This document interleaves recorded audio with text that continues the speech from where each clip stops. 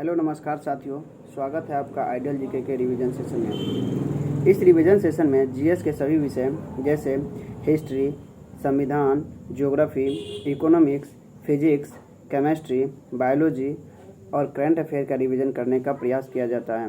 Revision जो है प्रतिदिन 3 से 4 सब्जेक्ट का चैप्टर वाइज करने का प्रयास किया जाता है। तो शुरू करते हैं आज का सेशन। आज के सेशन में विज्ञान के महत्वपूर्ण भाग बायोलॉजी को स्टार्ट करने जा रहे हैं। समझते हैं पहले विज्ञान।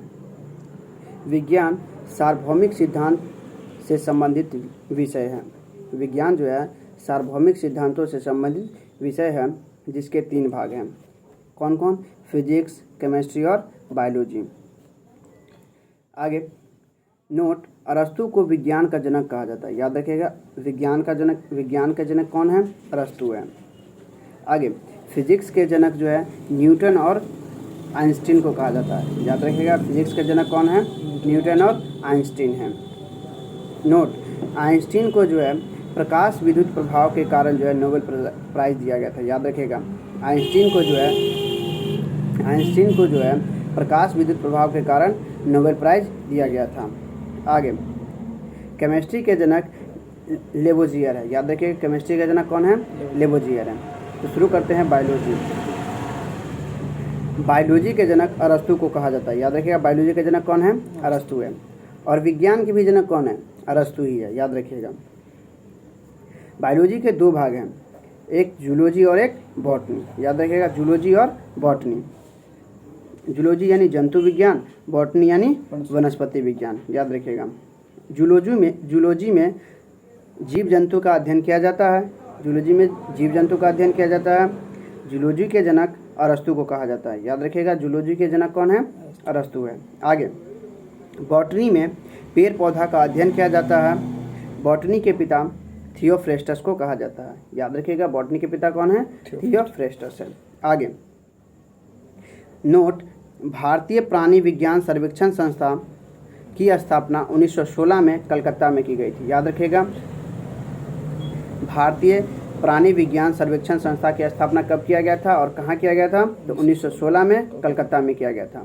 आगे भारतीय वनस्पति सर्वेक्षण संस्था की स्थापना 1890 में कलकत्ता में ही किया गया था। याद रखिएगा, वनस्पति सर्वेक्षण संस्था का स्थापना कहाँ किया गया था? कलकत्ता में ही किया गया था। और कब? तो 1890 में।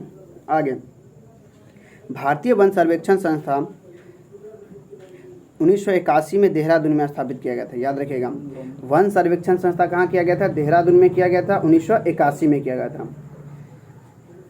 यह संस्था जो है प्रति 2 वर्ष पे जो है अपना वन आंकड़ा पेश करता है। याद रखिएगा, वन सर्वेक्षण संस्था जो है 2 वर्षों पे अपनी वन आंकड़ा पेश करता है।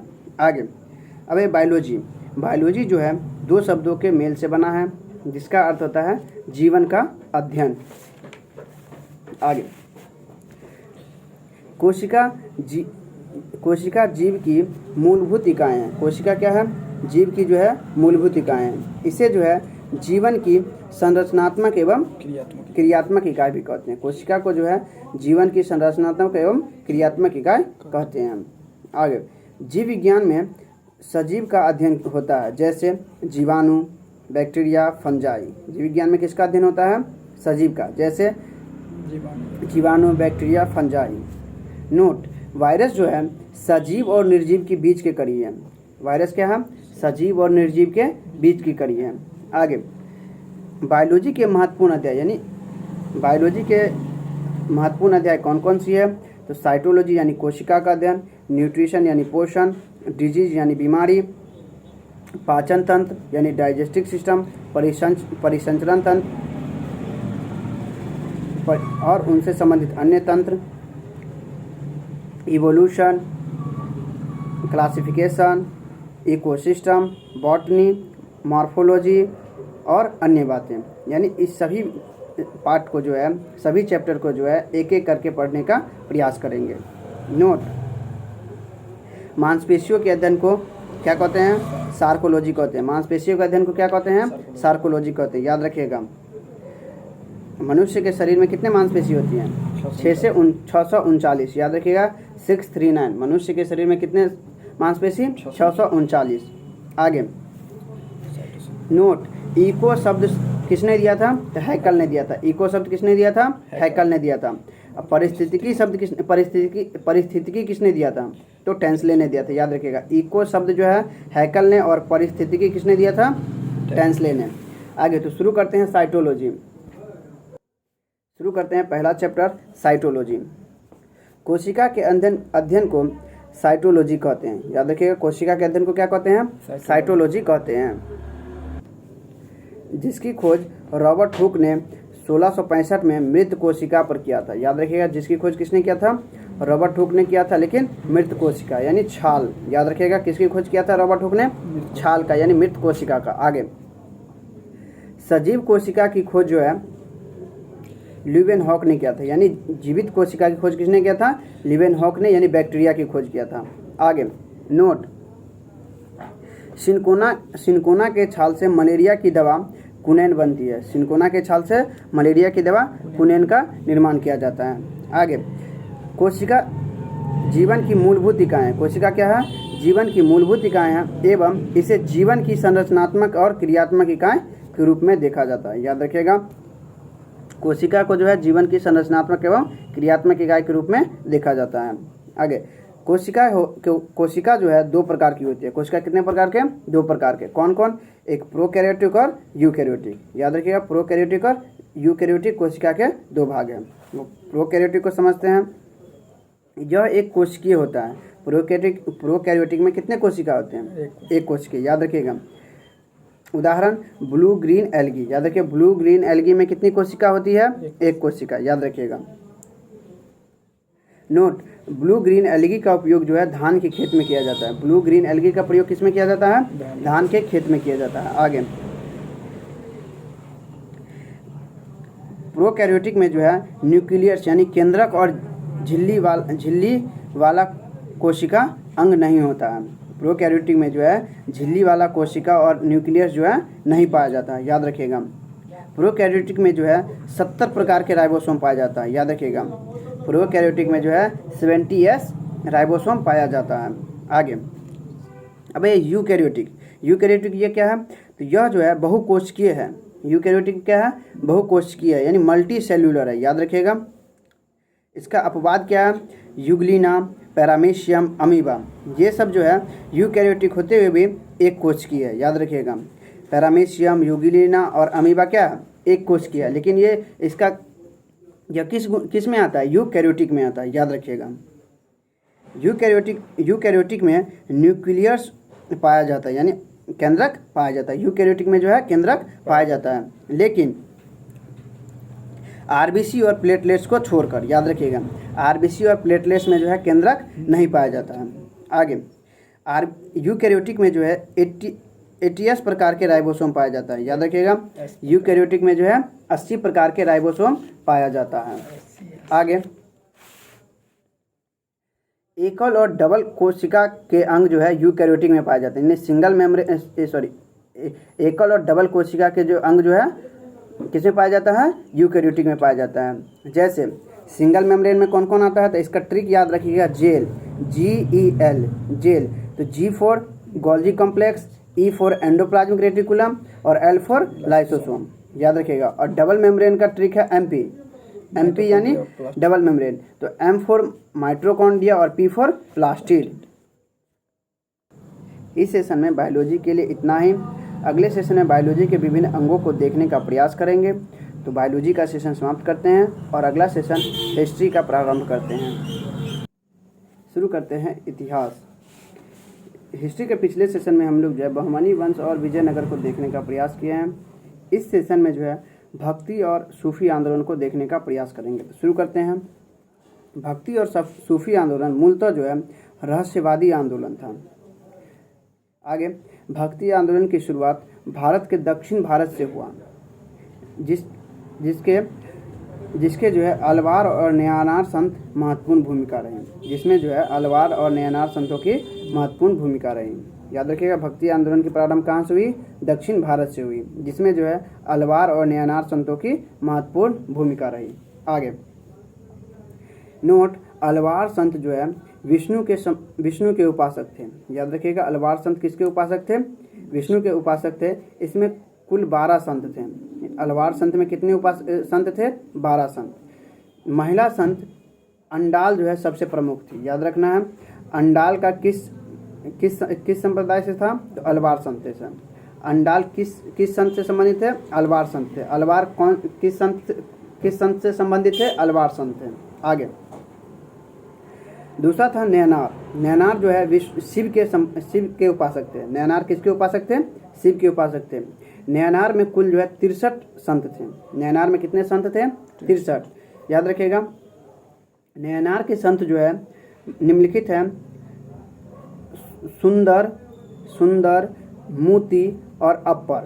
सुंदर, मूति, अप्पर किसके उपासक थे? तो शिव के उपासक थे, यानी नैनार संत थे। याद रखना है, नैनार संत कौन कौन थे? सुंदर, मूति और अप्पर। ये कौन से संत थे? तो नैनार संत थे। आगे भक्ति आंदोलन मूलतः जो है कर्मकांड मुक्त समतावादी आंदोलन था। यानी भक्ति आंदोलन में जो है कर्मकांड मुक्त था और समतावादी आंदोलन था। आगे इसके प्रारंभिक प्रवर्तक जो है, यानी भक्ति आंदोलन के प्रारंभिक प्रवर्तक शंकराचार्य, रामानुजाचार्य, माधवाचार्य, निम्बकाचार्य महत्वपूर्ण थे। आगे अब ये मत और प्रवर्तक, यानी किसने कौन सा मत दिया? विशिष्ट अद्वैतवाद का सिद्धांत किसने दिया था? तो रामानुजाचार्य ने दिया था। याद रखना, विशिष्ट अद्वैतवाद का सिद्धांत किसने दिया था? विशिष्ट अद्वैत का सिद्धांत किसने दिया था? रामानुजाचार्य ने दिया था। द्वैताद्वैतवाद का सिद्धांत किसने दिया था? माधवाचार्य ने दिया था। याद रखिएगा, द्वैताद्वैतवाद का सिद्धांत किसने दिया था? माधवाचार्य ने दिया था। द्वैत और द्वैतवाद का सिद्धांत किसने दिया था? निम्बिकाचार्य ने दिया था। याद रखिएगा, द्वैत और द्वैतवाद का सिद्धांत किसने दिया था? निम्बिकाचार्य ने दिया था। या सनक संप्रदाय के संस्थापक कौन थे? तो निम्बिकाचार्य थे। याद रखिएगा। आगे शुद्ध अद्वैतवाद या पुष्टि मार्ग का संस्थापक कौन था? तो वल्लभाचार्य था। याद रखिएगा, शुद्ध अद्वैतवाद या पुष्टि मार्ग का संस्थापक कौन था? तो वल्लभाचार्य थे। याद रखिएगा। अद्वैतवाद का संस्थापक कौन था? तो शंकराचार्य था। याद रखिएगा, अद्वैतवाद मत के संस्थापक कौन थे? शंकराचार्य थे। आगे बरकारी संप्रदाय के संस्थापक कौन थे? तो तुकाराम थे। याद रखिएगा, बरकारी संप्रदाय के संस्थापक कौन थे? तो तुकाराम थे। बरकारी संप्रदाय के संस्थापक कौन थे? तुकाराम थे। आगे धनकारी संप्रदाय के संस्थापक कौन थे? रामदास थे। याद रखिएगा, धरकारी संप्रदाय के संस्थापक कौन थे? रामदास थे। आगे भक्ति आंदोलन को दक्षिण भारत से उत्तर भारत लाने का श्रेय रामानंद को जाता है। याद रखिएगा, भक्ति आंदोलन को दक्षिण भारत से उत्तर भारत लाने का श्रेय किसको जाता है? रामानंद को जाता है। एवं इन्होंने हिंदी में उपदेश दिया। रामानंद ने किस भाषा में उपदेश दिया? हिंदी में उपदेश दिया। और राम को अपना इष्ट देवता मानते थे। याद रखिएगा, रामानंद किसको अपना इष्ट देवता मानते थे? राम को मानते थे। आगे इसी समय भक्ति आंदोलन 2 भागों में बट गया। भक्ति आंदोलन कितने भागों में? 2 भागों में बट गया। एक सगुण और दूसरा निर्गुण। सगुण जो है मूर्ति पूजा पे विश्वास करते थे और निर्गुण जो है मूर्ति पूजा पे विश्वास नहीं करते थे। तो सगुण को पढ़ते हैं। सगुण के भी 2 भाग हैं, एक राम मार्गी और एक कृष्ण मार्गी। याद रखिएगा, सगुण के भी 2 भाग, राम मार्गी और कृष्ण मार्गी। आगे राम मार्गी के प्रमुख हस्ताक्षर रामानंद और तुलसीदास थे। याद रखिएगा, राम मार्गी के प्रमुख हस्ताक्षर कौन थे? तो रामानंद और तुलसीदास थे। रामानंद के 12 शिष्य थे। याद रखिएगा, रामानंद के कितने शिष्य थे? 12 उसमें जो है कबीर सबसे महत्वपूर्ण थे। याद रखिएगा, कबीर के गुरु का नाम क्या था? रामानंद। कबीर के गुरु का नाम क्या था? रामानंद। आगे ये तुलसीदास राम मार्गी थे। तुलसीदास कौन से मार्गी थे? राम मार्गी थे। अकबर के समकालीन थे। याद रखिएगा, बहुत भी आया। तुलसीदास किसके समकालीन थे? अकबर के समकालीन थे। याद रखिएगा, रामचरितमानस, गीतावली, विनय पत्रिका किसने लिखा है? तो तुलसीदास ने। याद रखिएगा, रामचरितमानस तो सबको याद रहता है।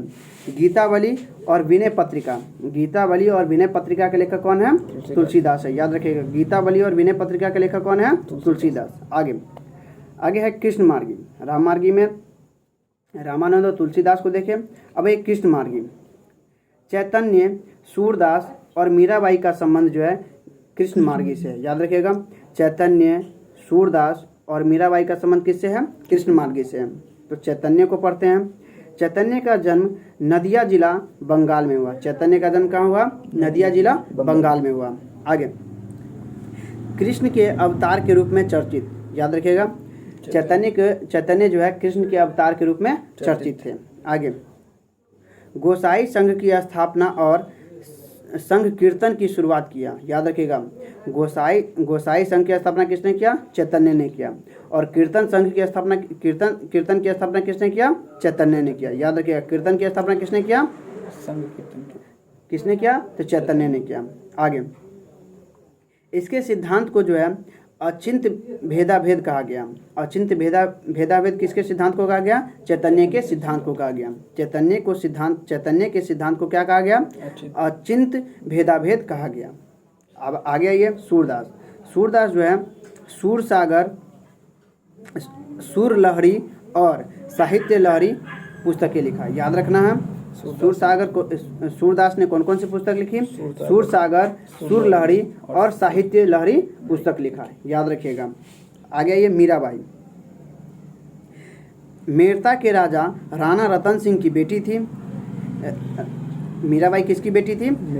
मेरता के राजा राणा रतन सिंह की बेटी थी और राणा संगा के पुत्र भोजराज की पत्नी थी, याद रखना है। इतिहास में भजन के कारण याद रखा जाता है। मीराबाई को किस लिए इतिहास में याद रखा जाता है? भजन के कारण याद रखा जाता है। आगे अगला है शंकरदेव। इन्हें जो है असम का चैतन्य के नाम से जाना जाता है, याद रखिएगा। शंकरदेव को जो है असम का चैतन्य के नाम से जाना जाता है। इन्होंने जो है महापुरुष संप्रदाय, याद रखना है। शंकरदेव ने जो है महापुरुष संप्रदाय और श्रम संप्रदाय की नींव रखी थी, याद रखिएगा। महापुरुष संप्रदाय और श्रम संप्रदाय की नींव किसने रखी थी? शंकरदेव ने रखी थी। आगे, अब ये निर्गुण संत। निर्गुण मत के अनुयायी कौन कौन थे? तो निर्गुण मत के प्रमुख हस्ताक्षर जो है गुरु नानक, कबीर, रैदास और दादूर इत्यादि थे, याद रखना है। निर्गुण मत के कौन कौन थे? तो प्रमुख हस्ताक्षर जो है गुरु नानक, कबीर, रैदास और दादुल थे। आगे, तो कबीर को पढ़ते हैं। कबीर जो है सिकंदर लोदी का समकालीन था। कबीर किसके समकालीन था? सिकंदर लोदी का समकालीन था, याद रखिएगा। इनकी प्रसिद्ध रचना है सबद, सखी और रमैनी, याद रखिएगा। कबीर की प्रमुख रचनाएं कौन कौन सी है? सबद, सखी और रमैनी किसकी रचना है? कबीर की रचना है, याद रखिएगा। इसकी शिक्षा बीजक में संग्रहित है, याद रखिएगा। कबीर की शिक्षा किसमें संग्रहित है? बीजक में संग्रहित है। आगे, कबीर महोत्सव जो है मगहर उत्तर प्रदेश में मनाई जाती है, याद रखिएगा। कबीर महोत्सव कहाँ मनाई जाती है? मगहर उत्तर प्रदेश में मनाई जाती है। आगे, कबीर की मृत्यु मगहर में ही हो गई। कबीर की मृत्यु कहाँ हुई? मगहर में हुई। आगे, अगला आइए, गुरु नानक। गुरु नानक का जन्म तलवंडी ननकाना साहिब में हुआ, याद रखिएगा। गुरु नानक का जन्म कहाँ हुआ? तलवंडी ननकाना साहिब में हुआ। ननकाना साहिब के नाम से चर्चित है, याद रखिएगा। गुरु नानक को किस नाम से जानते हैं? ननकाना साहिब के नाम से जानते हैं। आगे, उन्होंने जो है सिख धर्म की स्थापना किया। गुरु नानक ने किस धर्म की स्थापना किया? सिख धर्म की स्थापना किया, याद रखिएगा। सूफी संत बाबा फरीद से अत्यंत प्रभावित थे, याद रखिएगा। गुरु नानक जो है किस सूफी संत से प्रभावित थे? तो बाबा फरीद से जो है अत्यंत प्रभावित थे। आगे, गुरु नानक के उपदेश गुरु ग्रंथ साहिब में लिखा हुआ है, याद रखिएगा। गुरु नानक के जो उपदेश है किस ग्रंथ में लिखा हुआ है? तो गुरु ग्रंथ साहिब में लिखा हुआ है, याद रखिएगा। गुरु नानक जो है बाबर के समकालीन थे, याद रखिएगा। गुरु नानक किसके समकालीन थे? बाबर के समकालीन थे, याद रखिएगा।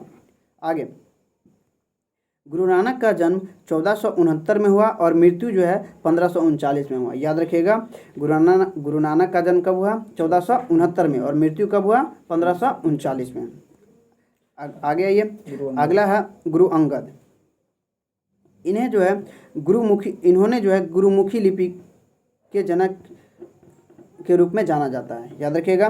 गुरुमुखी लिपि के जनक कौन है? गुरु अंगद, याद रखिएगा। गुरुमुखी लिपि के जनक कौन है? गुरु अंगद। आगे, अब ये अमरदास जो है अकबर के समकालीन थे, याद रखिएगा। अमरदास किसके समकालीन थे? अकबर के समकालीन थे। आगे, सती प्रथा और पर्दा प्रथा का विरोध किया था। अमरदास ने किस सिख गुरु ने जो है सती प्रथा और पर्दा प्रथा को विरोध किया था? अमरदास ने। याद रखिएगा, अमरदास ने जो है सती प्रथा और पर्दा प्रथा का विरोध किया था। अगला आइए, अगला हस्ताक्षर है रामदास। याद रखिएगा, रामदास। गुरु के पद को जो है पैतृक बनाया। रामदास ने जो है गुरु के पद को जो है पैतृक बनाया एवं अकबर ने इन्हें 400 बीघा जो है जमीन दान में दिया। याद रखिएगा, गुरु रामदास को जो है अकबर ने जो है 400 बीघा जमीन जो है दान में दिया, जो वर्तमान में अमृतसर कहलाया। याद रखिएगा, अकबर ने किसको 400 बीघा जमीन दिया था? तो गुरु रामदास को दिया था। याद रखिएगा, जो वर्तमान में अमृतसर कहलाया। अगला हस्ताक्षर है, अगला गुरु है गुरु अर्जुन देव। अगला गुरु कौन है? गुरु अर्जुन देव। सिख के 5वें गुरु, जिन्हें जो है अमृतसर में हरमंदिर साहिब का निर्माण कराया। याद रखिएगा, गुरु अर्जुन देव ने जो है अमृतसर में जो है हरमंदिर साहिब का निर्माण कराया, जिसे हम स्वर्ण मंदिर के नाम से जानते हैं। याद रखिएगा, हरमंदिर साहिब का निर्माण किसने कराया? अर्जुन देव ने कराया। याद रख, कहाँ कराया? अमृतसर में कराया, जिसे वर्तमान में क्या किस नाम से जानते हैं? स्वर्ण मंदिर के नाम से जानते हैं। चलिए आगे, गुरु अर्जुन देव जो है आदि ग्रंथ की रचना किया। गुरु अर्जुन देव ने किसकी रचना किया? आदि ग्रंथ की रचना किया। गुरु अर्जुन देव ने किसकी रचना किया? आदि ग्रंथ की रचना किया। आगे, इन्हें जो है मृत्यु दंड की सजा जो है जहांगीर ने सुनाई थी। याद रखिएगा, अर्जुन देव को जो है मृत्यु दंड की सजा किसने सुनाई थी? जहांगीर ने सुनाई थी। अगला गुरु है हरगोविंद सिंह। याद रखिएगा, हरगोविंद सिंह। इन्होंने जो है सिखों का सैन्यकरण किया। याद रखिएगा, सिखों का सैन्यकरण किसने किया? हरगोविंद सिंह ने। याद रखिएगा, सिख का सैन्यकरण किसने कराया? हरगोविंद सिंह ने। आगे, इन्होंने जो है अकाल तख्त की स्थापना किया। याद रखिएगा, अकाल तख्त की स्थापना किसने किया? गुरु हरगोविंद सिंह ने। याद रखिएगा, गुरु हरगोविंद सिंह ने जो अकाल तख्त की स्थापना किया और सच्चा पातशाह की उपाधि लिया। सच्चा पातशाह की उपाधि किसने लिया? गुरु हरगोविंद सिंह ने। याद रखिएगा। आगे हम अगला है हर राय और हर किशन, इनको नहीं पढ़ना है। आगे, अगला गुरु है गुरु तेग बहादुर। गुरु तेग बहादुर को जो है औरंगजेब ने इनकी हत्या कर दी। याद रखना है, गुरु तेग बहादुर की हत्या किसने कराई? औरंगजेब ने, इस्लाम नहीं अपनाने के संदर्भ में। याद रखिएगा, गुरु तेग बहादुर की मृत्यु किसने करवाई? औरंगजेब ने। और गुरु अर्जुन देव की मृत्यु किसने कराई? जहांगीर ने। देखिए, दोनों में कंफ्यूजन है। गुरु अर्जुन देव की हत्या जहांगीर ने कराई, गुरु अर्जुन देव की हत्या जहांगीर ने कराई, और गुरु तेग बहादुर की हत्या औरंगजेब ने कराई। गुरु तेग बहादुर की हत्या किसने कराई? औरंगजेब ने कराई। किस लिए? इस्लाम नहीं अपनाने के संदर्भ में। आगे, अगला गुरु है गुरु गोविंद सिंह। और सबसे अंतिम गुरु, इनका जन्म जो है पटना में है। गुरु गोविंद सिंह का जन्म कहाँ हुआ? पटना में हुआ। आगे,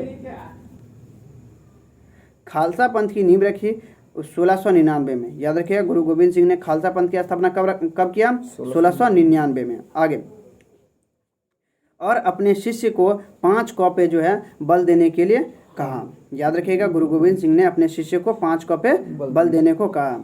5 कौप क्या था? तो केस, कड़ा, कंघा, कच्छा और कृपान, ये सभी 5 कौपे किसने बल दिया? गुरु गोविंद सिंह ने बल दिया। आगे, इन्होंने जो है जफरनामा एवं चंडी की विवाद की रचना की। याद रखिएगा, जफरनामा की रचना किसने किया? गुरु गोविंद सिंह ने। चंडी दी विवाद किसने रचना किया?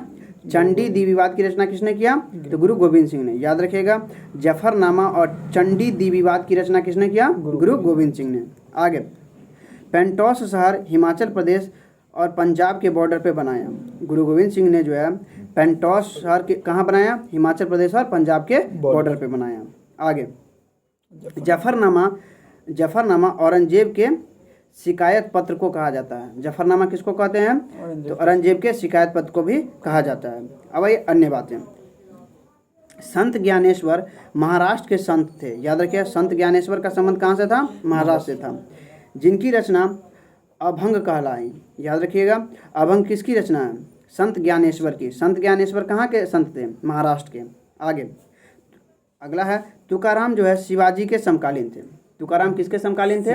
शिवाजी के समकालीन थे। याद रखिएगा, तुकाराम किसके समकालीन थे? शिवाजी के समकालीन थे। आगे, महाराष्ट्र में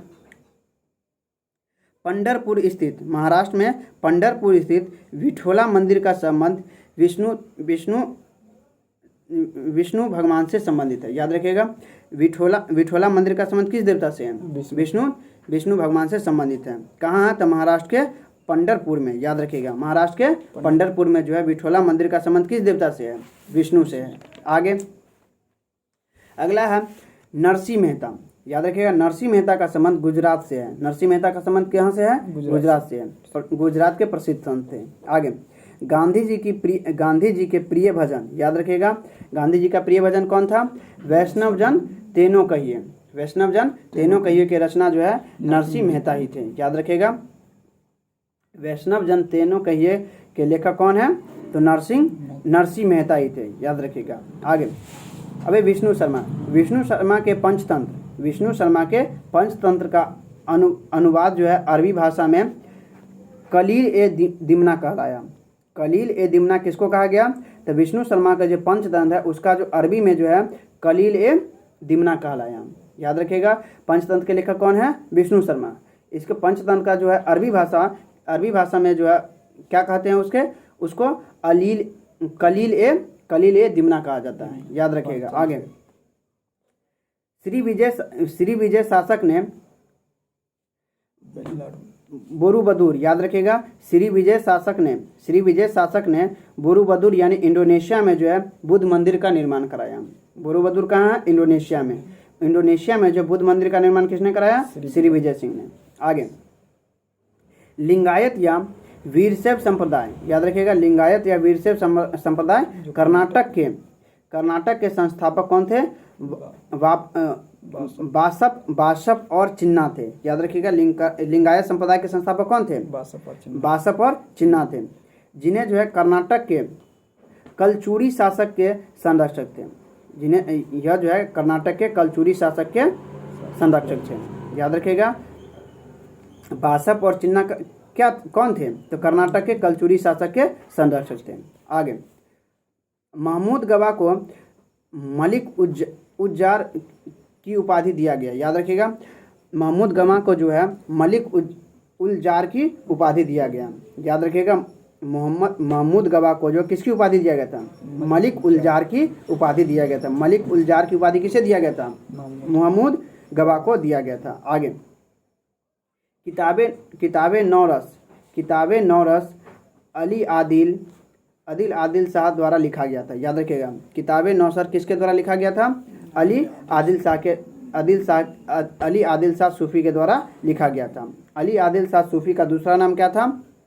अबला बाबा। याद रखिएगा, अली आदिल शाह सूफी का दूसरा नाम क्या था? अबला बाबा के रूप में जाना जाता था। कौन सी पुस्तक लिखी थी? किताबे नौरस के लेखक कौन थे? अबला बाबा। आगे इब्राहिम लोजा जो है आदिल शाह का मकबरा है। याद रखिएगा, इब्राहिम लोजा क्या है? तो आदिल शाह का मकबरा है। आगे गोल गुंबज का निर्माण जो है 1660 में हुआ था। गोल गुंबज का निर्माण कब हुआ? 1660 में हुआ। आगे दास्तान हरिमठ हमजा मुगल काल में चित्रों का संग्रह था। याद रखिएगा, दास्तान हरिमर हमजा जो है क्या है? चित्रों का संग्रह जो मुगल काल का है, जिसे जो है मीर सैयद अली और अब्दुल समद ने हुमायूं के समय में बनाया था।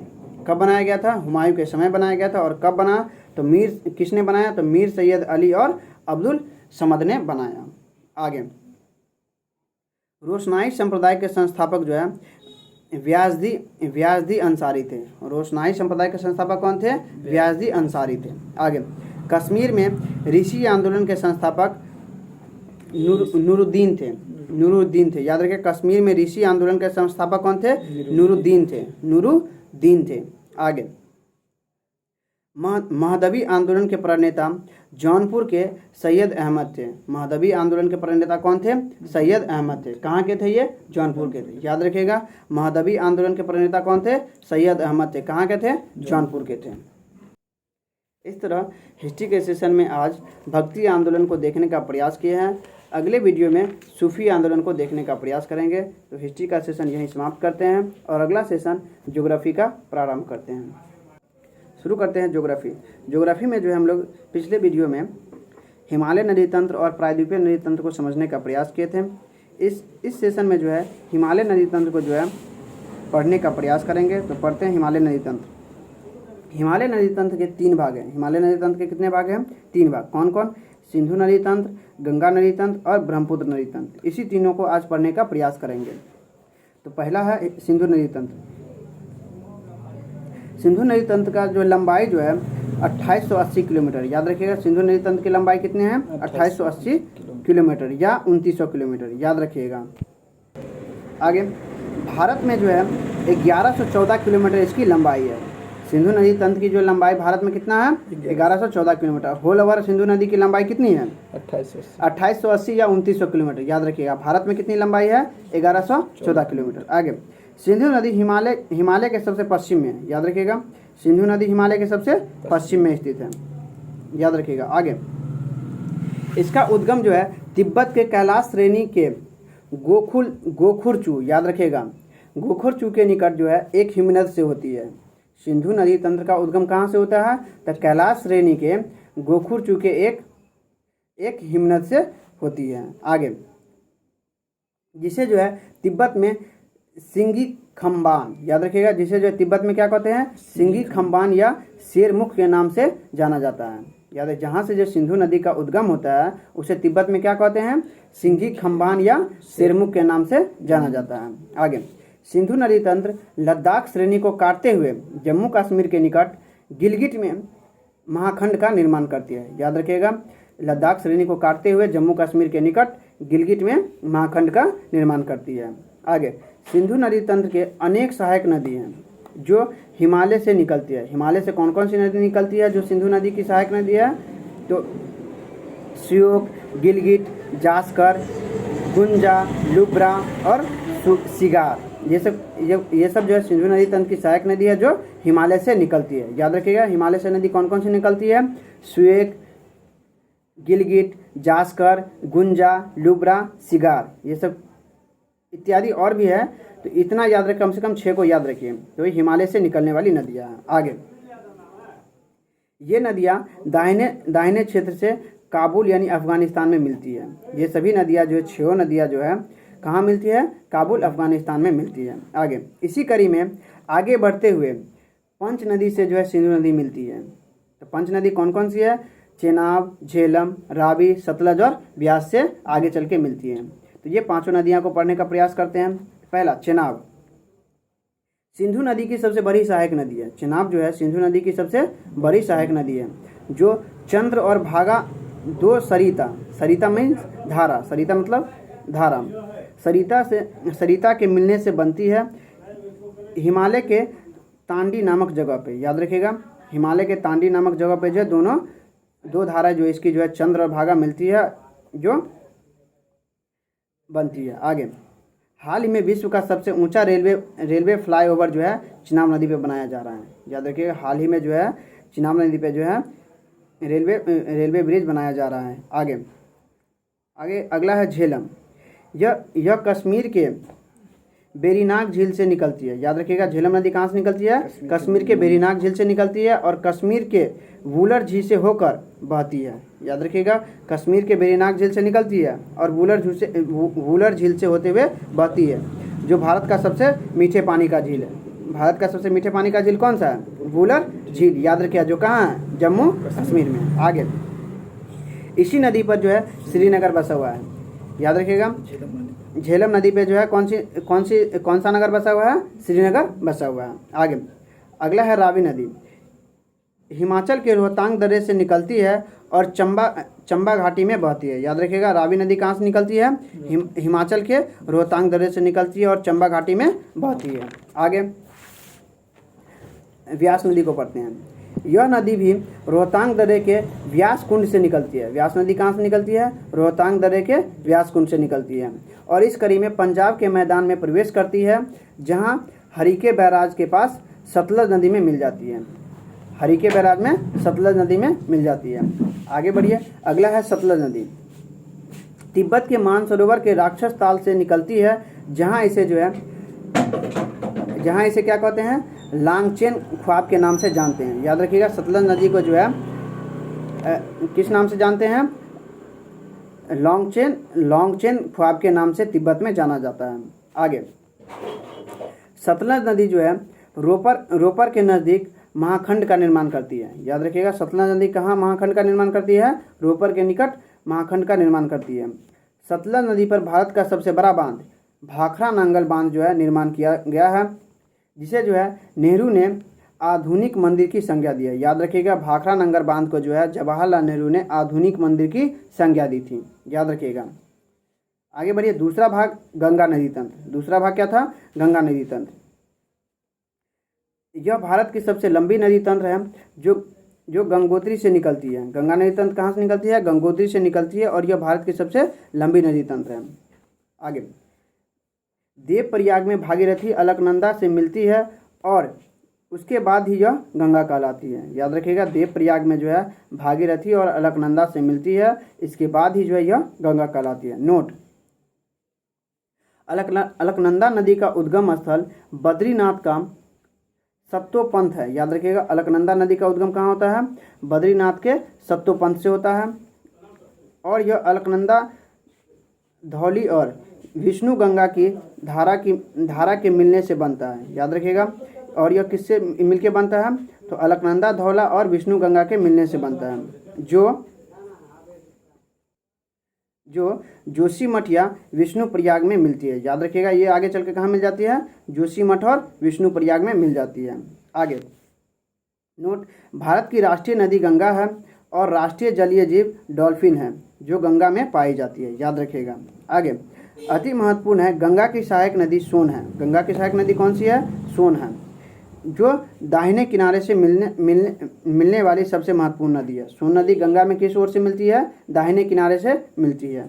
आगे, गंगा की स्वच्छता के लिए नमामि गंगे योजना जून 2014 से प्रारंभ है। याद रखिएगा, नमामि गंगे योजना कब से प्रारंभ है? जून 2014 से प्रारंभ है। आगे, गंगा की सबसे लंबी सहायक नदी यमुना है। गंगा की सबसे लंबी सहायक नदी कौन सी है?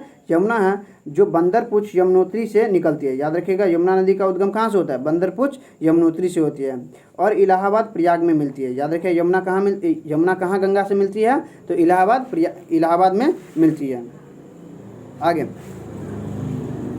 यमुना की सबसे लंबी सहायक नदी चंबल है। यमुना की सबसे बड़ी सहायक नदी कौन सी है? चंबल है, जो मालवा के पठार यानी महू मध्य प्रदेश से निकलती है। याद रखिएगा, चंबल नदी कहाँ से निकलती है? मालवा के पठार महू मध्य प्रदेश से निकलती है। याद रखिएगा। आगे, इसकी सबसे महत्वपूर्ण विशेषता जो है खंड है। याद रखिएगा, इसकी सबसे महत्वपूर्ण विशेषता क्या है? खंड है। आगे, नोट, चंबल की सहायक नदी बनास और छिप्रा है। चंबल की सहायक नदी कौन सी है? बनास और छिप्रा है। याद रखिएगा, छिप्रा के किनारे उज्जैन या अवंती शहर है। याद रखिएगा, छिप्रा के किनारे कौन सा शहर है? उज्जैन या अवंती शहर है। आगे, यमुना के अन्य सहायक नदी कौन कौन सी है? तो सिंधु और बेतवा है। यमुना की सहायक नदी अन्य कौन कौन सी है? सिंधु और बेतवा है। आगे, नोट, चंबल नदी पर 3 बांध है। याद रखिएगा, चंबल नदी पे 3 बांध कौन कौन सी है? राणा प्रताप सागर बांध, गांधी सागर बांध और जवाहर सागर बांध। याद रखिएगा, तीनों बहुत भी आया है। राणा प्रताप सागर बांध किस नदी पे है? चंबल नदी पे है। गांधी सागर बांध किस नदी पे है? चंबल नदी पे है। जवाहरलाल सागर बांध किस नदी पे है? चंबल नदी पे। याद रखिएगा तीनों। नोट, गंडक नदी हिमालय के चोटी से निकलती है। गंडक नदी कहाँ से निकलती है? हिमालय के चोटी से निकलती है और बिहार के चंपारण जिला में प्रवेश करती है। याद रखिएगा, बिहार में जो है चंपारण जिला में प्रवेश करती है। आगे, इसी कड़ी में पटना के निकट सोनपुर में गंगा में मिल जाती है। याद रखिएगा, गंडक नदी कहाँ मिलती है गंगा से?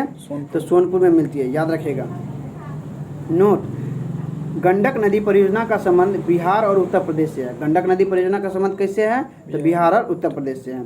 कोसी नदी जो बिहार का शोक है और यह एक पूर्ववर्ती नदी है। याद रखिएगा, कोसी नदी जो है बिहार की शोक नदी है और यह एक पूर्ववर्ती नदी है जो हिमालय नेपाल से निकलती है। कोसी नदी कहाँ से निकलती है? हिमालय नेपाल से निकलती है। आगे, अरुण नदी से मिलकर यह जो है सप्तकोशी नदी बन जाती है। अरुण नदी से मिलकर यह कौन सी नदी बन जाती है? सप्तकोशी नदी बन जाती है। अगला, ये तीसरा और लास्ट, ब्रह्मपुत्र नदी। भारत का शोक ब्रह्मपुत्र का उद्गम जो है स्थल कैलाश पर्वत का मानसरोवर झील है। याद रखिए ब्रह्मपुत्र नदी कहाँ से निकलती है? कैलाश पर्वत के मानसरोवर झील से निकलती है। याद रखिए किस ग्लेशियर से निकलती है? तो चोमो युंगडुंग ग्लेशियर से निकलती है। ब्रह्मपुत्र नदी किस ग्लेशियर से निकलती है? तो चोमो युंगडुंग ग्लेशियर से निकलती है। याद रखिएगा। आगे इसे जो है भिन्न स्थलों पे भिन्न नामों से जाना जाता है। जैसे तिब्बत में सांगपो, तिब्बत में ब्रह्मपुत्र को क्या कहते हैं? सांगपो नदी कहते हैं। चीन में ब्रह्मपुत्र को क्या कहते हैं? यारलुंग नदी कहते हैं।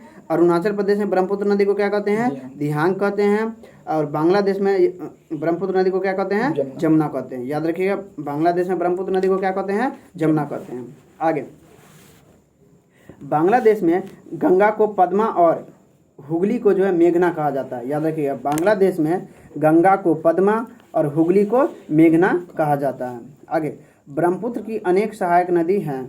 जैसे इसमें जो है बाएं तट से मिलने वाली धनहरी और बूढ़ी दिहांग है। याद रखिएगा, बाएं तट से कौन सी मिलती है? तो धनहरी और बूढ़ी दिहांग। याद रखिएगा, बाएं तट से कौन कौन मिलती है? धनहरी और बूढ़ी दिहांग।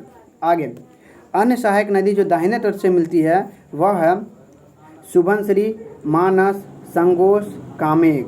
याद रखिएगा, अन्य जो है दाहिने तट से कौन कौन सी मिलती है?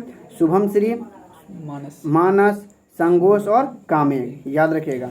नोट, विश्व का सबसे बड़ा नदी द्वीप माजुली द्वीप है जिसका संबंध ब्रह्मपुत्र नदी से। याद रखिएगा, माजुली द्वीप क्या है? विश्व का सबसे बड़ा नदी द्वीप है जो किस नदी पे है? ब्रह्मपुत्र नदी में है। आगे अन्य बातें, हुगली नदी की सहायक नदी दामोदर है। याद रखिएगा, हुगली नदी की सहायक नदी कौन सी है? दामोदर नदी है, जो छोटा नागपुर पठारी से निकलती है। याद रखिएगा, जो छोटा नागपुर पठार से निकलती है। दामोदर नदी कहाँ से निकलती है? छोटा नागपुर पठार से निकलती है। आगे दामोदर परियोजना जो है अमेरिका के टीवीसी पर आधारित है।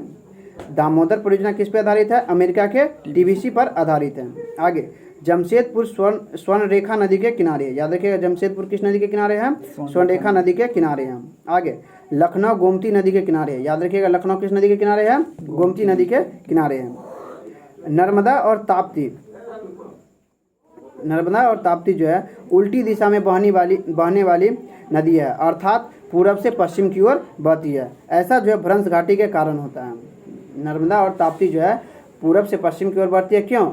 यह जो है भ्रंश घाटी के कारण होता है। आगे गरसोप्पा वाटरफॉल या जोग वाटरफॉल या महात्मा गांधी जलप्रपात कर्नाटक के साबरमती नदी पर है। याद रखिएगा, और यह भारत का सबसे ऊंचा जलप्रपात है। याद रखिएगा, जोग या गरसप्पा जो है भारत का सबसे ऊंचा जलप्रपात है। आगे माही नदी कर्क रेखा को 2 बार काटती है। याद रखिएगा, माही नदी जो है कर्क रेखा को 2 बार काटती है। इस तरह ज्योग्राफी के सेशन को देखने का प्रयास किए हैं। इस सेशन में जो है हिमालय नदी तंत्र को देखने का प्रयास किए हैं। अगले सेशन में जो है प्रायद्वीपीय नदी तंत्र को देखने का प्रयास करेंगे। यही ज्योग्राफी के सेशन में को यहीं समाप्त करते हैं और अगला सेशन संविधान का स्टार्ट करते हैं। शुरू करते हैं संविधान का सेशन। संविधान के सेशन में हम लोग पिछले सेशन में संविधान के विकास यानी संविधान सभा को देखने का प्रयास किए थे।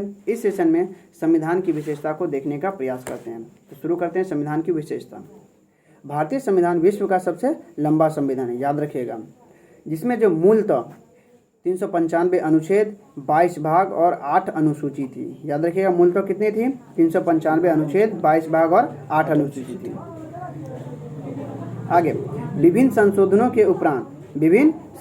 के उपरांत वर्तमान में 450 से अधिक अनुच्छेद, 25 भाग और 12 अनुसूची। याद रखिएगा, विभिन्न संशोधनों के बाद 450 से अधिक अनुच्छेद हो गए हैं, 25 भाग हो गए हैं और 12 अनुसूची हो गए हैं। याद रखिएगा, भारतीय संविधान की कुंजी, याद रखिएगा, भारतीय संविधान की कुंजी, आत्मा, दर्शन, आमुख यानी परिचय, संविधान निर्माताओं की इच्छा और महत्वाकांक्षा का प्रतीक, प्रस्तावना, याद रखिएगा, प्रस्तावना का ही इतना सारा नाम है, को भारतीय संविधान का भाग जो है केशवानंद भारती बनाम केरल राज्य के आलोक में माना गया था। याद रखिएगा, प्रस्तावना को जो है संविधान का अंग जो है केशवानंद भारती बनाम केस में माना गया था।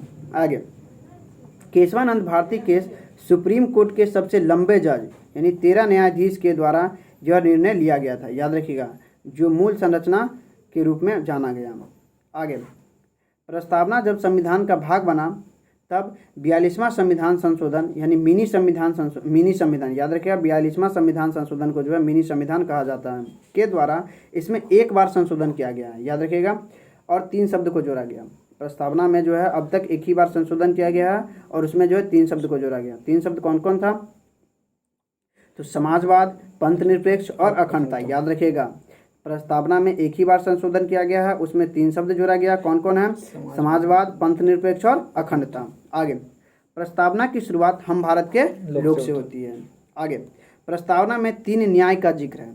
3 न्याय का जिक्र है, सामाजिक, आर्थिक और राजनीतिक। याद रखिएगा, प्रस्तावना में कितने न्याय का जिक्र है?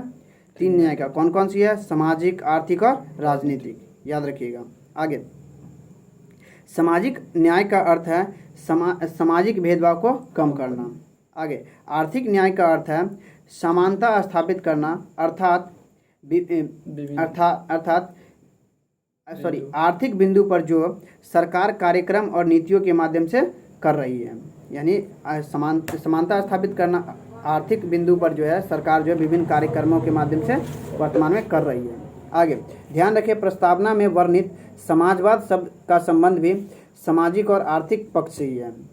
प्रस्तावना में जो समाजवाद शब्द का संबंध भी जो है सामाजिक और आर्थिक पक्ष से ही है।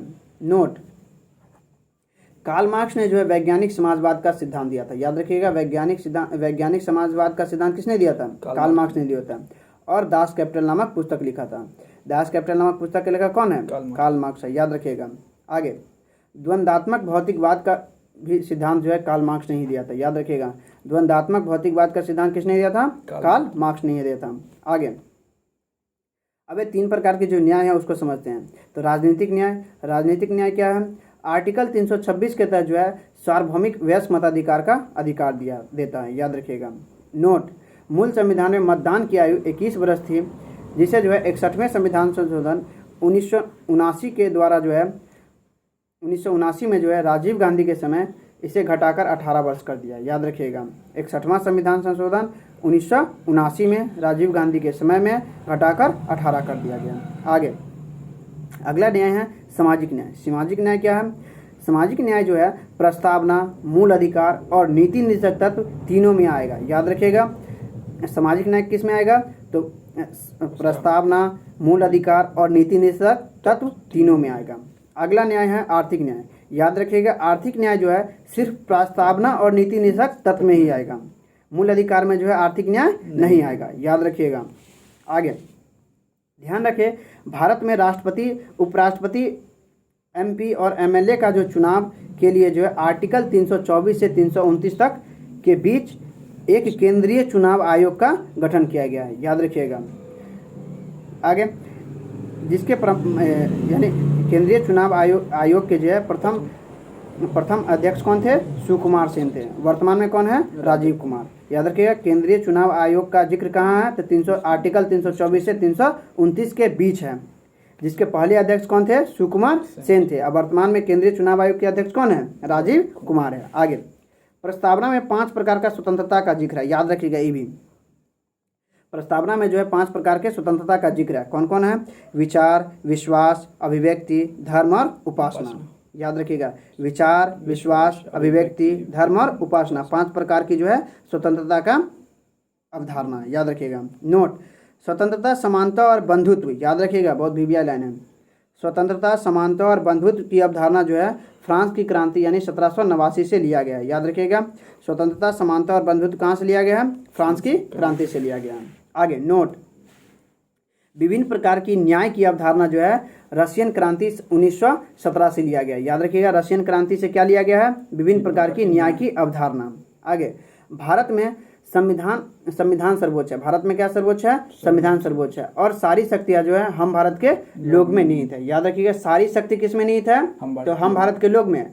सर्वोच्च क्या है? तो संविधान सर्वोच्च है। आगे, प्रस्तावना में कई शब्द और उनके शाब्दिक शब्दार्थ जो है उल्लेखनीय है, याद रखिए। प्रस्तावना में जो शब्द है उसके अर्थ जो है निम्नलिखित है। जैसे समाजवाद का अर्थ क्या होता है? अमीर और गरीब के बीच अंतर को कम करना। याद रखिएगा, समाजवाद का अर्थ क्या है? अमीरी और गरीबी के बीच जो है अंतर कम करना। आगे, पंथ निरपेक्ष का अर्थ क्या है? तो राज्य का कोई अपना धर्म नहीं होगा और सभी धर्मों को समान संरक्षण देना। आगे, लोकतंत्र का अर्थ क्या है? अब्राहम लिंकन के अनुसार लोगों के द्वारा चलाया गया शासन जो है लोकतंत्र कहलाता है। याद रखिएगा।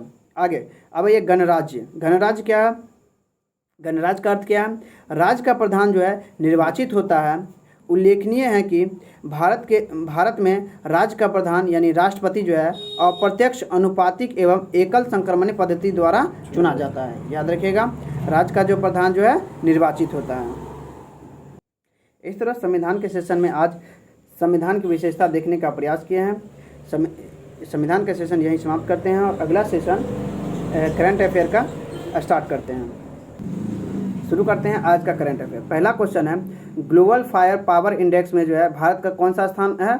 तो पिछले साल की ही तरह है, चौथा स्थान है। याद रखिएगा, ग्लोबल फायर इंडेक्स में क्या देखा जाता है? तो किस देश का सेना जो है कितना मजबूत है। तो पहले स्थान पे अमेरिका का है, दूसरे स्थान पे रूस का है, तीसरे स्थान पे चीन का है और चौथे स्थान पे भारत का है। और याद रखिए, नल्ला पाकिस्तान का कौन से स्थान पे है? 7वें स्थान पे। याद रखिएगा। आगे, ग्लोबल पीस इंडेक्स में भारत का स्थान कौन सा है? शांति सूचकांक में 126वां स्थान है। खुशहाली सूचकांक में कौन सा स्थान है? 126वां। भुखमरी सूचकांक में कौन सा स्थान है? 107वां। भुखमरी में 107वां स्थान है। याद रखिएगा। आगे, ग्लोबल जेंडर गैप में कौन सा स्थान है? 27वां, 127वां। ग्लोबल जेंडर गैप में भारत का स्थान कौन सा है? 127वां, जो वर्ल्ड इकोनॉमिक फोरम जारी करता है। याद रखिएगा, कौन जारी करता है? वर्ल्ड इकोनॉमिक फोरम जारी करता है। आगे, लॉजिस्टिक परफॉर्मेंस इंडेक्स में भारत का स्थान कौन सा है? 38वां है, जो कौन जारी करता है? वर्ल्ड बैंक जारी करता है। याद रखिएगा। ह्यूमन डेवलपमेंट में कौन सा स्थान है भारत का स्थान? 132वां। SDI इंडेक्स में भारत का स्थान कौन सा है? 32वां, 132वां है। याद रखिएगा, जिसके 3 आधार है। कौन कौन आधार है? तीन आधार कौन कौन है? जीवन प्रत्याशा, प्रति व्यक्ति आय और साक्षरता। याद रखिएगा, HDI के तीन आधार कौन कौन सी है? जीवन प्रत्याशा, प्रति व्यक्ति आय और साक्षरता। जो भारत का स्थान कौन सा है? 132वां है। आगे, अगला दूसरा क्वेश्चन है, XAI जो है क्या है? तो XAI जो है AI आधारित स्टार्टअप है। याद रखिएगा, XAI क्या है? AI आधारित स्टार्टअप है, जो SpaceX द्वारा लॉन्च किया गया है। याद रखिएगा, किसने लॉन्च किया है? SpaceX ने लॉन्च किया है OpenAI के काउंटर में। याद रखिएगा, XAI का लॉन्च किसने किया है? SpaceX ने किया है। किसके काउंटर में? तो OpenAI के काउंटर में। SpaceX का मालिक कौन है? Elon Musk. याद रखिए, एलोन मस्क। आगे, ChatGPT किसने लॉन्च किया था? OpenAI ने। ChatGPT किसने लॉन्च किया था? OpenAI ने। आगे, BARD-GPT किसने लॉन्च किया था? गूगल ने। याद रखिएगा, GigaGPT किसने? रूस ने। GigaGPT किसने लॉन्च किया था? रूस ने। और लेक्सी किसने लॉन्च किया था? भारत ने। अपना भारत ने LexiGPT लॉन्च किया था। आगे, उड़ीसा में जो है क्षेत्रीय न्यूज एंकर AI आधारित लॉन्च किया था। उसका नाम क्या था? लीसा। याद रखिएगा, उड़ीसा में जो है क्षेत्रीय न्यूज एंकर AI आधारित लॉन्च किया था, उसका नाम क्या था? लीसा। अगला क्वेश्चन है तीसरा, माइक्रोसॉफ्ट ने एक कण की खोज की है, उसका नाम क्या है? Majorana zero modes. याद रखिए, मेजराना जीरो मोड्स की खोज किसने किया है? माइक्रोसॉफ्ट ने किया है। याद रखिए, इसका प्रयोग कहाँ किया जाएगा?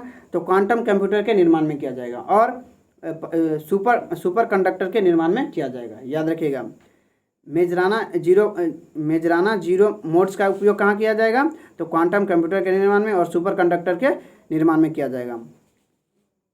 याद रखिए, अगर इसके एक कण भी जो है अशांत हो जाएगा तो इसमें जो रिकॉर्ड नहीं कर पाएंगे। याद रखिएगा। आगे, इसका उद्देश्य क्या था? इसका उद्देश्य क्या है? साइबर सिक्योरिटी को बढ़ावा देना।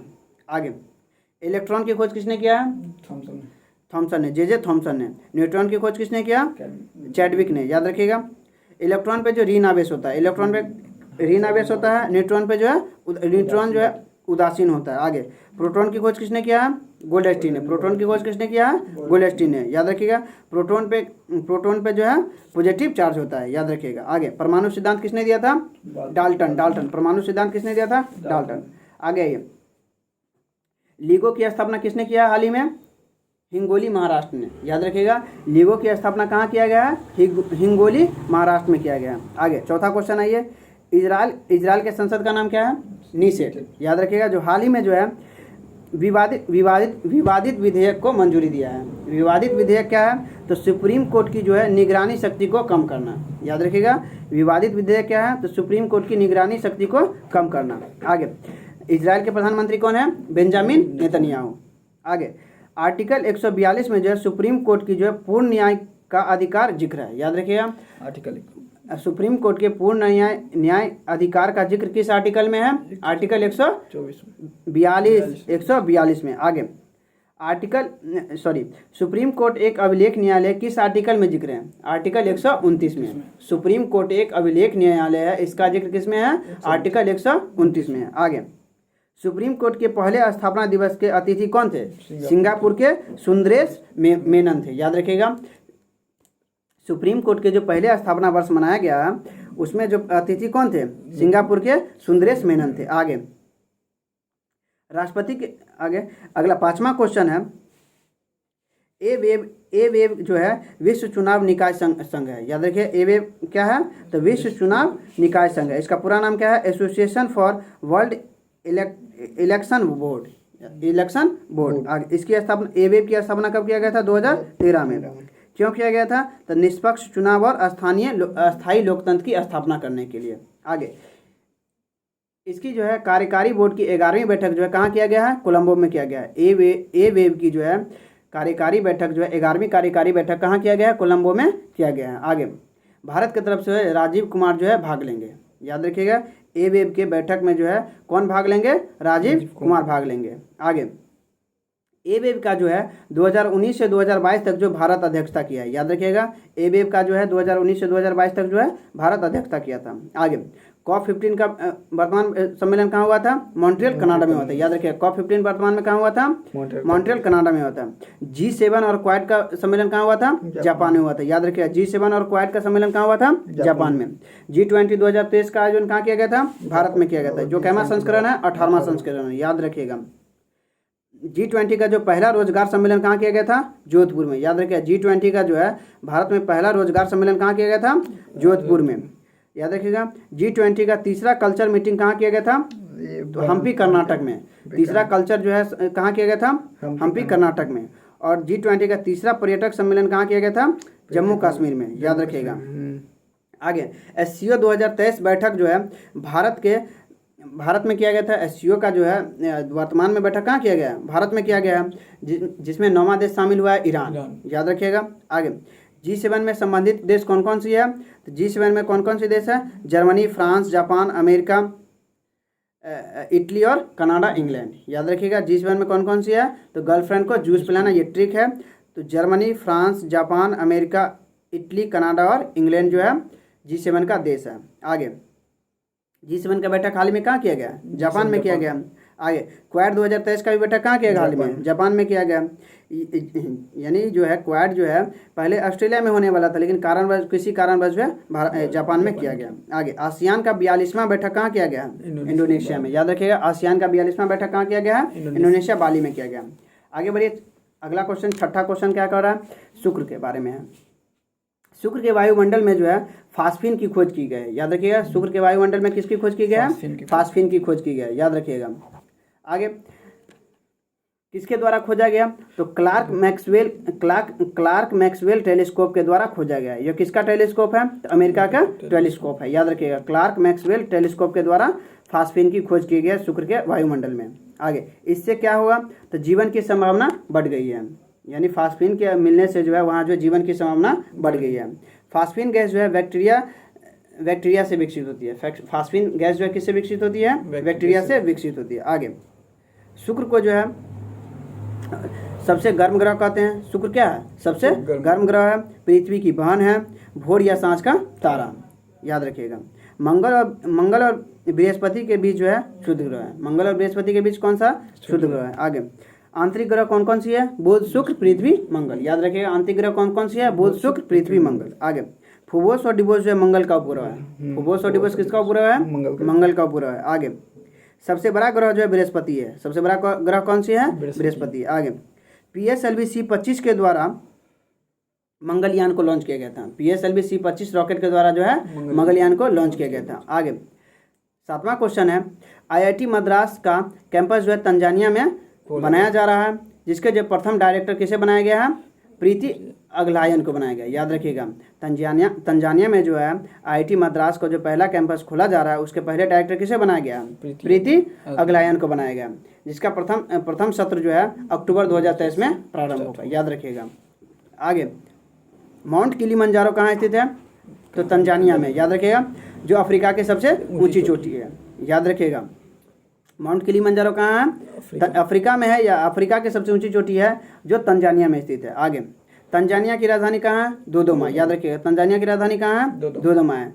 अब ये जंजीबार किस लिए प्रसिद्ध है, तो लॉन्ग के लिए प्रसिद्ध है, इसे लॉन्ग आइलैंड भी कहा जाता है। आगे, प्रोजेक्ट काटरू किसने लॉन्च किया है, तो आईआईटी मद्रास ने लॉन्च किया है। क्यों किया है, तो एयर पोल्यूशन को कम करने के लिए। याद रखिएगा, प्रोजेक्ट काटरू कौन लॉन्च किया गया, आईआईटी मद्रास ने लॉन्च किया है। क्यों किया है, तो एयर पोल्यूशन को कम करने के लिए। आगे, आत्मघाती ड्रोन किसने लॉन्च किया था, आईआईटी कानपुर ने। आत्मघाती ड्रोन किसने लॉन्च किया था, आईआईटी कानपुर ने लॉन्च किया था। आगे, 8वां क्वेश्चन है, शिकायत निवारण सूचकांक में बड़े राज्यों में पहले स्थान पर उत्तर प्रदेश है, दूसरे राज्यों में झारखंड है। याद रखिएगा। आगे, उत्तर पूर्वी राज्य में जो सिक्किम जो पहले स्थान पे है, कौन किस में, शिकायत निवारण सूचकांक में। आगे, और क्या कहते हैं उसको, केंद्र शासित प्रदेश में जो लक्षद्वीप जो है शिकायत निवारण सूचकांक में पहले स्थान पे है। आगे, पंचामृत योजना उत्तर प्रदेश ने लॉन्च किया था। याद रखिएगा, एक परिवार एक पहचान उत्तर प्रदेश ने लॉन्च किया था। आगे, भारत का पहला अमृत सरोवर कहाँ स्थापित किया गया था, उत्तर प्रदेश में। याद रखिएगा। आगे, इंडिया जस्टिस सूचकांक में जो पहले स्थान पे जो है कर्नाटक है, और अंतिम स्थान पे उत्तर प्रदेश है। आगे, 9वां क्वेश्चन है, जीएसटी है जो अप्रत्यक्ष कर है। याद रखिएगा, विवेक केलकर समिति के द्वारा इसे स्थापित किया गया था। संवर्धित सूची पर लगने वाला टैक्स है। 101वां संविधान संशोधन द्वारा इसे लागू किया गया था। याद रखिएगा, कब किया गया था, तो 1 जुलाई 2017 को। जीएसटी में जो है दर किस किस प्रकार है, तो 0% है, 5% है, 12% है, 18% और 28%। याद रखिएगा। आगे, दर निर्धारण कौन करता है, तो जीएसटी काउंसिल द्वारा निर्धारित किया जाता है। याद रखिएगा, जीएसटी काउंसिल के हेड कौन होता है, वित्त मंत्री होता है, जो वर्तमान में कौन है, निर्मला सीतारमण है। आगे, जीएसटी का जिक्र भारत संविधान के किस आर्टिकल में है, आर्टिकल 279 के आर्टिकल ए में, आर्टिकल 279 ए में जो है जीएसटी का जिक्र है। आगे, जीएसटी काउंसिल की 50वीं बैठक का आयोजन जो है विज्ञान भवन दिल्ली में किया गया है। इसी में जो है ऑनलाइन गेमिंग पे जो है 28% टैक्स का निर्धारण किया गया है। याद रखिएगा, अब ऑनलाइन गेमिंग पे कितना प्रतिशत टैक्स लिया जाएगा, 28% टैक्स लिया जाएगा। आगे, अब ये इनकम टैक्स में क्या क्या हुआ है, तो इनकम टैक्स में जो स्लैब की संख्या 6 थी उसको घटा के 5 कर दिया गया है। पहले 2.5 लाख रुपया जो है टैक्स फ्री था, अब जो है 3 लाख रुपया टैक्स फ्री कर दिया गया। आगे, 10वां क्वेश्चन और अंतिम क्वेश्चन है, उत्तर प्रदेश के सोनभद्र जिला में जो है ओबरा स्थान पे जो है राज्य का पहला जो है अल्ट्रा सुपर क्रिटिकल प्लांट स्थापित किया जा रहा है। याद रखिएगा, सोनभद्र जिला के ओबरा स्थान पे जो है राज्य यानी उत्तर प्रदेश का पहला जो है अल्ट्रा सुपर क्रिटिकल प्लांट स्थापित किया जा रहा है। याद रखिएगा, एनटीपीसी के सहयोग से। याद रखिएगा। आगे, सोनभद्र जो है भारत का एकमात्र जिला है जिसकी सीमा जो है 4 राज्यों से सीमा साझा करता है। वो कौन कौन से 4 राज्य है, तो बिहार, मध्य प्रदेश, छत्तीसगढ़ और झारखंड से जो सोनभद्र का सीमा साझा करता है। आगे, रानीपुर टाइगर रिजर्व जो है उत्तर प्रदेश का चौथा टाइगर रिजर्व है। रानीपुर जो है उत्तर प्रदेश का चौथा टाइगर रिजर्व है। आगे, नरोरा जो है परमाणु संयंत्र कहाँ है, उत्तर प्रदेश में। नरोरा परमाणु संयंत्र कहाँ है, उत्तर प्रदेश में। याद रखिएगा। फतेहाबाद कहाँ है, हरियाणा में। फतेहाबाद परमाणु संयंत्र कहाँ है, हरियाणा में। तारापुर कहाँ है, महाराष्ट्र में। तारापुर परमाणु संयंत्र कहाँ है, महाराष्ट्र में। काकरापारा कहाँ है, गुजरात में। याद रखिए, काकरापारा कहाँ है, गुजरात में। कैगा कहाँ है, कर्नाटक में। कलपक्कम और कुडलकुलम कहाँ है, तमिलनाडु में। यही भी हिट है, याद रखिए। कलपक्कम और कुडलकुलम कहाँ है, तमिलनाडु में। 11वां और अंतिम क्वेश्चन है, भारत का 36वां और तमिलनाडु का पहला उड़ान परीक्षण स्कूल कहाँ खोला जा रहा है, तो सलेम हवाई अड्डा पर खोला जा रहा है। याद रखिए, सलेम हवाई अड्डा को जो है भारत का 36वां और तमिलनाडु का पहला उड़ान परीक्षण स्कूल बनाया जा रहा है। इस तरह करंट अफेयर के सेशन को यहीं समाप्त करते हैं। अगर सेशन अच्छी लगी हो तो चैनल को लाइक और चैनल को सब्सक्राइब जरूर कर लें। मिलते हैं अगले वीडियो में। धन्यवाद।